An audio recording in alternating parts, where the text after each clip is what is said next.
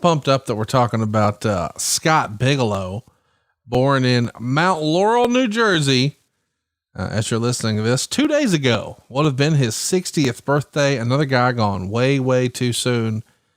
He was a high school wrestler who had some success, but ultimately didn't graduate and did some various careers, shall we say. Things like being a bodyguard, being a bouncer, being a bounty hunter. I guess all the B's actually. Anyway, Bam Bam Bigelow is legendary for a lot of things, but there's a story I found in my research I did not know.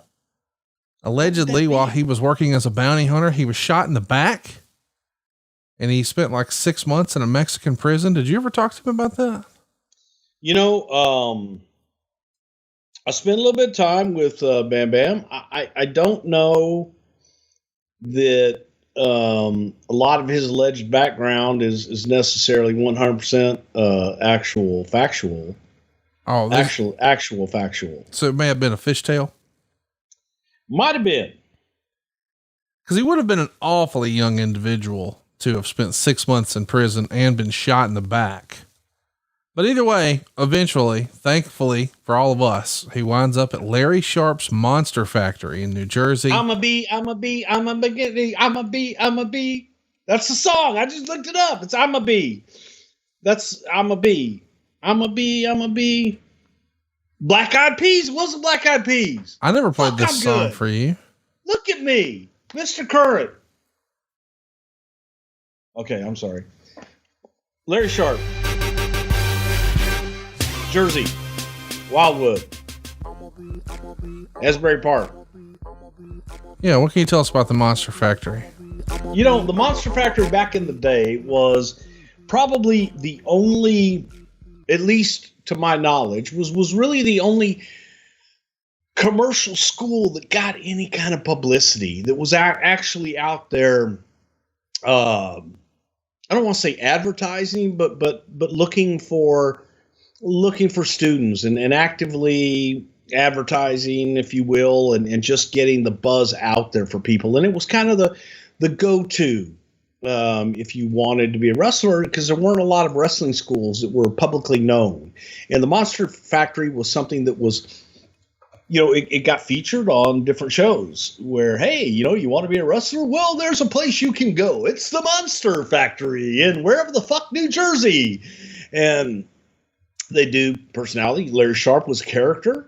And man, Larry pumped him out. Larry had a reputation for finding big guys and unique characters, if you will, that would come through there. And so Larry was kind of a go-to guy if you were looking for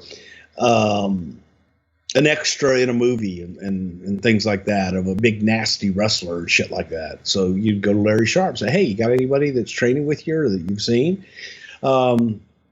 That's what I wanted to ask. How often would you do that? Is that something you would reach out for, or who would? No, I'm saying in general, like the movie and television types that were looking for extras and things like that. That, you know, Larry kind of had that reputation because he had a school that people knew about. It was like, hey, well, maybe we can find a wrestler. And I hear there's a guy in New Jersey that's got a wrestling school that notoriously pumps out big guys. Well, chat me up about, from the WWF's perspective, when you were there, and I realized that he's actually going to pop up before you do, but, so you weren't involved in that, but did you guys wasn't involved in what? Recruiting Bam Bam Bigelow to the WWF? He wasn't there before I was. He came after I came. Really? Yeah. Right after. Well, I wasn't involved in recruiting him, but he came after. I thought he showed up maybe, I mean, I'm not arguing with you, but I thought he showed up like a month ahead of you. When did you first officially start? April. Okay. Well, he was May. Yeah. I thought you were June for some reason.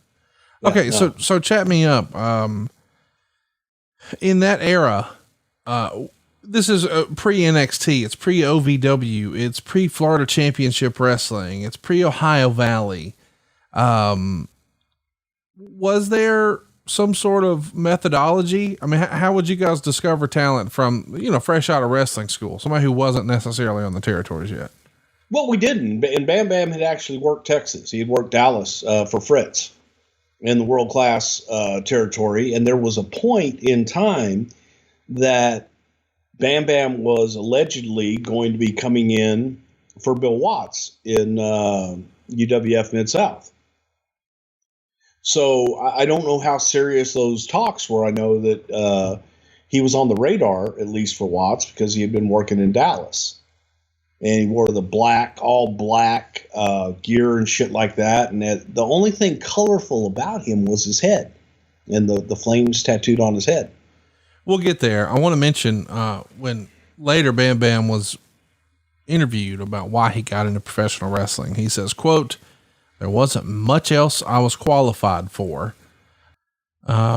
Larry Sharp's Monster Factory would go on to produce quite a bit of talent. Guys like Big Show, and even someone more recently, Matt Riddle, I think, went through the Monster Factory. Of course, these days ran by Mr. Cage as opposed to Larry Sharp. But the legacy of the Monster Factory lives on, Bruce. Yeah, it does. And I don't mean to kind of poo-poo on the Monster Factory and Larry Sharp. But it did not always have the best reputation in the world. It was looked at in a lot of ways as, I don't want to say a scam either, but a scheme, if you will, that Larry took people's money that had no real aptitude for wrestling. Yeah. And had that reputation. And then after that, Larry would tie himself to people like Bam Bam to take percentage of whatever they got and things like that after training them.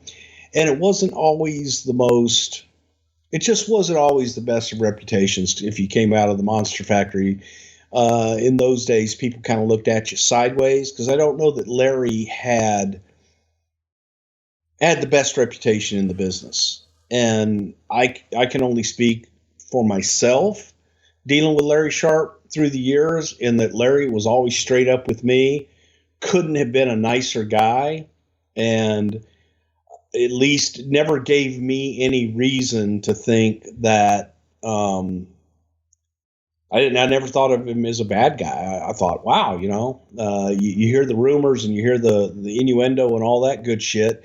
So you're a little trepidatious in dealing with him. But I found in my dealings with him, at least one-on-one, which there weren't a lot, but Larry was always, pretty straight up and a straightforward guy. So I never understood where that came from, other than maybe some of the old timers I hung around with didn't have a high opinion of him.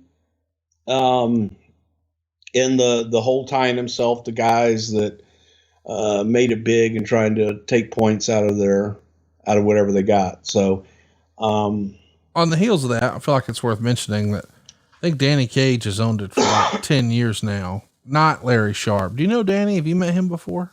I've met him one time. Nice guy. I met him at a seminar in San Antonio with my brother, and nice guy. But other than, hey, how you doing? And having dinner with him one night, I don't really know Danny. I guess what I'm trying to say is he doesn't have this negative reputation that precedes him that perhaps maybe Larry Sharp did once upon a time. No, and I think that the negative was probably based more in guys that had worked with Larry over the years and maybe just didn't like him because it was the only actual people. Well, Bill Watts. I don't think Bill Watts had a high opinion of Larry, but Bill Watts didn't like anybody besides Jim Ross. Good point. Yeah. So you got to look at the people that he liked, and then you judge them that way. And well, there you go. But also, like Strongbow and people like that up in the Northeast didn't really have good things to say about Larry. Vince was always real nice to Larry and never had a problem with Larry, being around and things like that. So again, I can say from my experience with Larry, I never had a bad experience with Larry, but it was whatever you would say. Yeah, he's one of Larry Sharp's guys. People would go, oh boy. Just one more time. That's not what they're saying these days. Don't want to bury a guy's current business. So Roll Tide Danny Cage.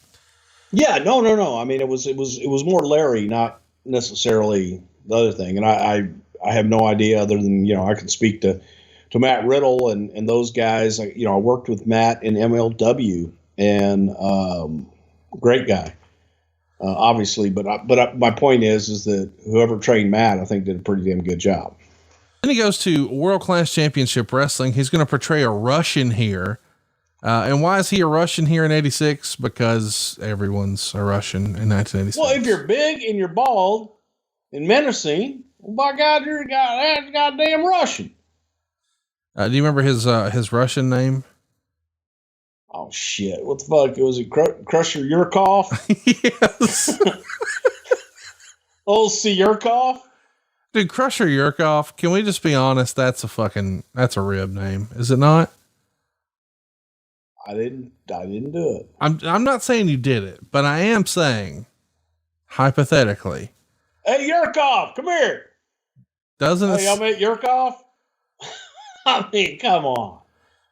Dude, it sounds like, right? It's like if it was Billy Whack Me Off was like, come on. You know Billy? You see? He's a hell of a hand. Next week on Something to Wrestle With, Billy Yak Me Off. So